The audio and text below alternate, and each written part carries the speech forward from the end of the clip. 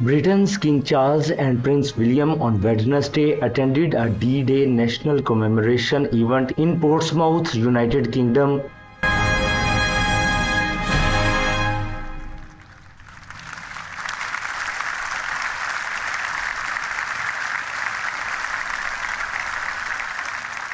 Those who gathered here in Portsmouth would never forget the sight. It was by far the largest military fleet the world has ever known.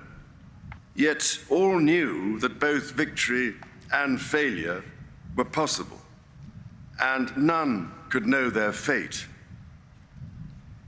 Aircrew flying overhead, sailors manning warships, or troops in assault craft battering their way through the stormy swell to the shore, whether dropping by parachute, landing in a wooden glider, or taking that terrible leap of faith onto the beaches. All must have questioned whether they would survive and how they would respond. Speaking to an audience that included D-Day veterans, King Charles highlighted the privilege he felt in hearing stories of courage, resilience, and solidarity from those that took part in the attack that helped defeat Nazi Germany in World War II. At this remove, 8 decades later, it is a near impossible task to imagine the emotion of that day.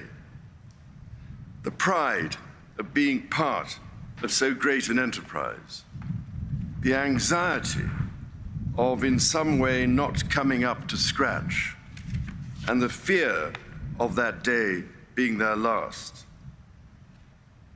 The stories of courage, resilience, and solidarity, which we have heard today and throughout our lives, cannot fail to move us, to inspire us, and to remind us of what we owe to that great wartime generation.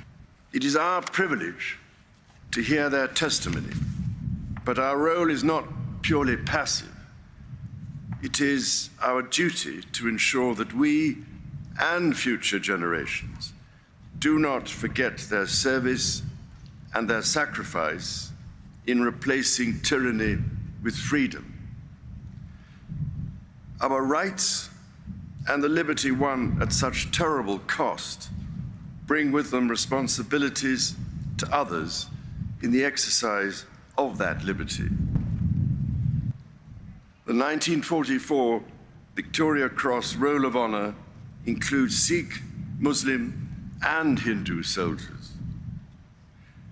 A reminder that events that year shaped our world then and the society we share today. Let us once again commit ourselves always to remember, cherish, and honor those who served that day and to live up to the freedom they died for by balancing rights with civic responsibilities to our country. For we are all eternally in their debt.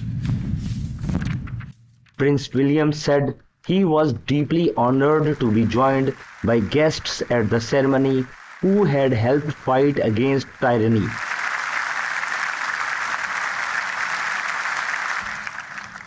I am deeply honored to join you today to recognize the bravery of all of those like John Haddock who participated in the D-Day landings, the start of the liberation of France and Europe that led to victory of the Allied powers.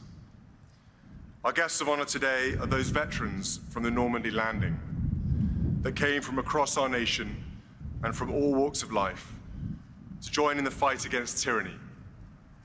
Many of those that took up arms had never seen combat before.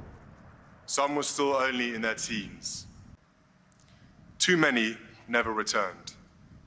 They remain in some corner of a foreign field that is forever England.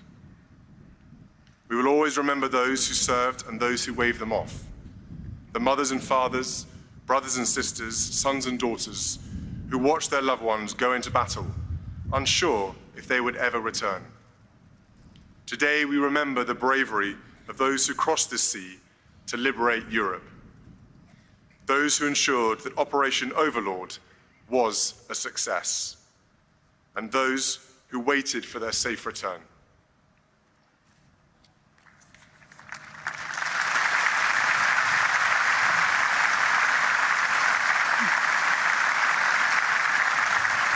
After the ceremony, the royals, including Queen Camilla and PM Rishi Sunak, listened to stories from the veterans. You are amazing. So you must be 100. Oh, I'm 99. 99. Waiting for his car next year. Yes, I'm waiting. It's amazing your hearing is so good. No. Still very good. What's done it? Still very good. But I found it very moving, hearing the stories and the letters, particularly the letters to loved ones. I find that's very moving. Even now, 80 years later, it's still, everyone can feel that.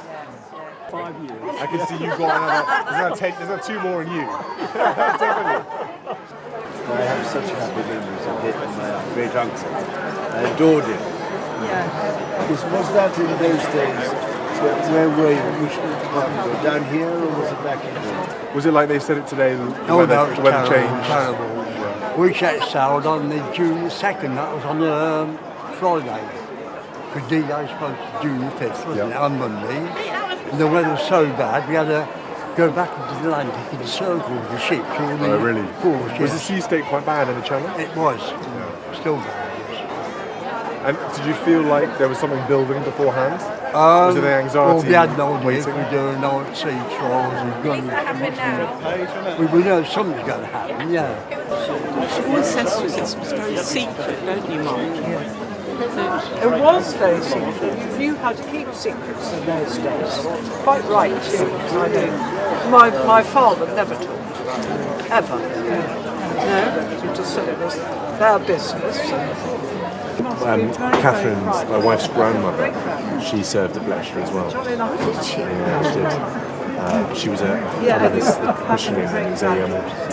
Come back to she did the same sort of things as you. Yes. But we only found out, Catherine only found out at the very end of her life.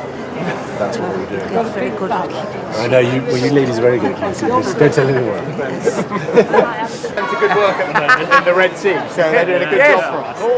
Do you know, I was the first, I spent the night on one of your destroyers, HMS Diamond.